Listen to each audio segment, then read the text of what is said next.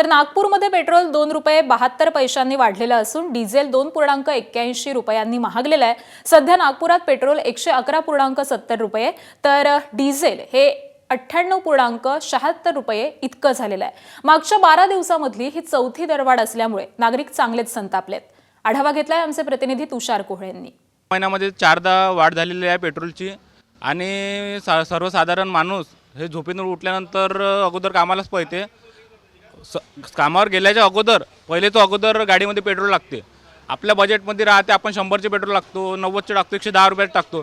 इथं आल्यानंतर direct petrol 111, 112, 115 तर सर्वसाधारण माणसाला खूप मोठा झटका लागते। बापा आपल्याला पेमेंट 10,000 रुपये आहे, त्यामध्ये 3,000चं पेट्रोल लागते आणि इथं दिवसांदिवस पेट्रोलची वाढ होत आहे। त्यामुळे आपला जो बजेट आहे, विनंती करशील सरकारला हेच विनंती करतो मी की पेट्रोल तुम्ही अजून वाढवा, गरिबाचे तुम्ही जीव घेऊन घ्या, कारण की गरिबाला जगण्यासाठी काही मौका मिळाला नाही आहे।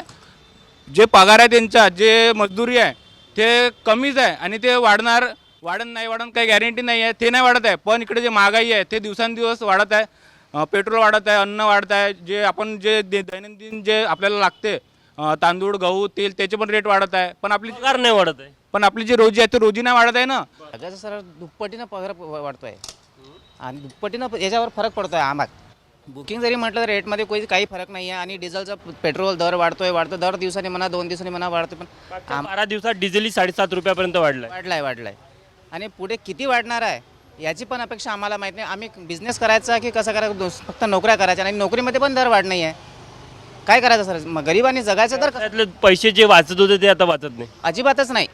कस्टमरला जर 2 रुपये वाढून मागा तर म्हणतात नाही एवढ्यात नाही होत, तेवढ्यात नाही बघा सर, आम्ही काय जगायचं तर कसं जगायचं।